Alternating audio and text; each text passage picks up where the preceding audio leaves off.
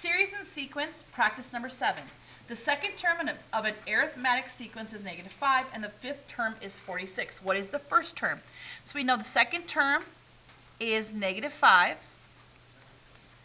and the fifth term is 46. Let's number these 1, 2, 3, 4, and 5. So when n is 2, we get an answer of -5. When n is 5, we get an answer of 46. It says arithmetic. That means to get from one number to the next in this sequence, you'll consistently add or subtract the same number. Now, how do we know we're adding? Because we're going from a negative to a positive. So I know that we'll be adding a common difference, a common number we'll be adding to get up to this, a common positive number, in fact. Now, with arithmetic sequences, we can use the explicit formula to determine any number within the sequence. This is one of those formulas you have to memorize. So let's start with what we know. We know the second number in the sequence equals -5. So I'm going to come over here and write, okay, when I go to the second number in the sequence, so wherever I see an n, I plug in 2, I get an answer of -5. So a sub 2, the second number of the sequence, equals -5.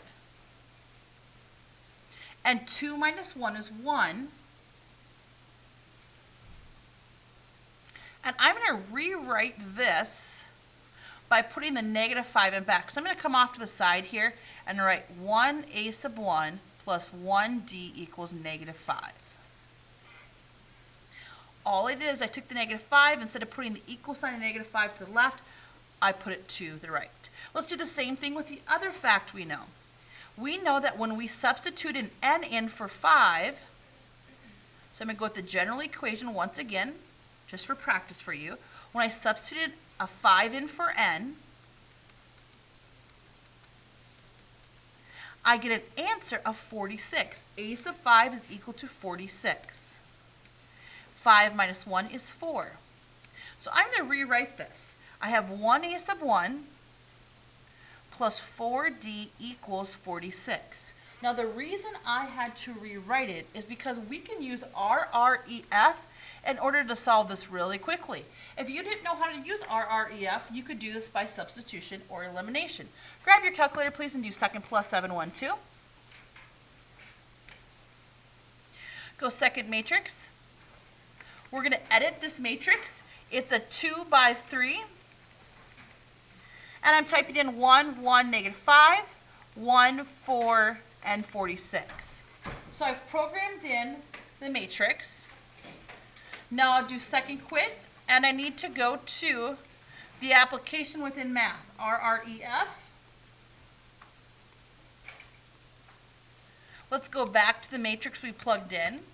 And what do these answers mean? Well, the first answer is 22 and the second answer is 17. What does that mean? Well, the first variable we're using is a sub 1, so that's associated with -22, and the second variable is 17, so D is 17. What does this mean again? It means we're consistently added 17 as we go forward, and it means the first number in the sequence is 22. This question says, what is the first number or the first term in this sequence? It would be -22. Okay, please flip to the back.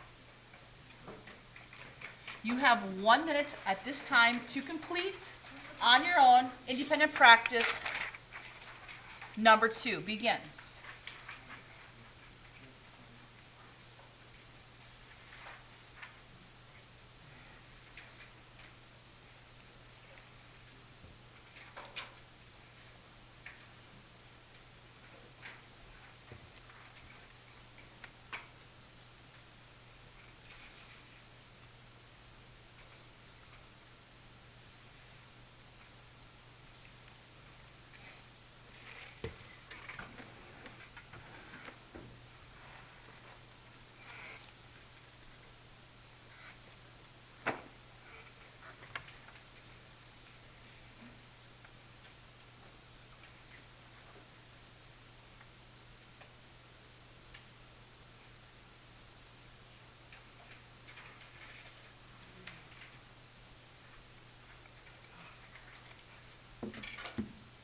Okay, so our 1 minute is done.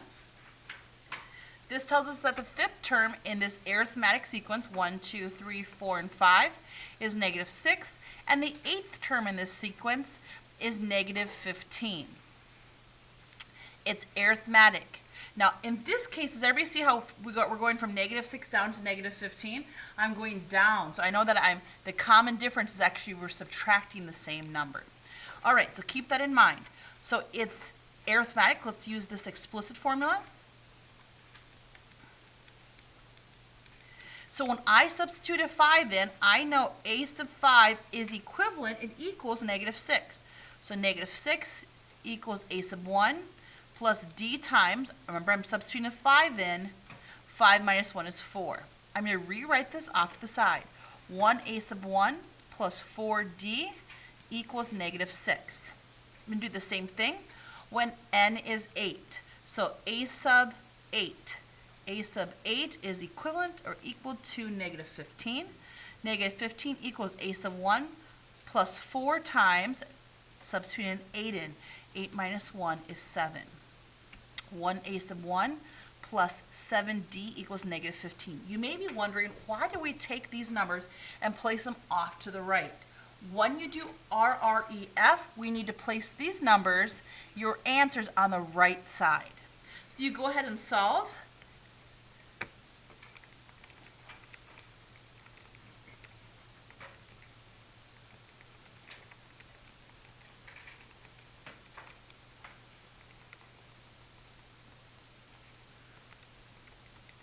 And D, which is my a sub 1, would be the first number or the first term in this sequence.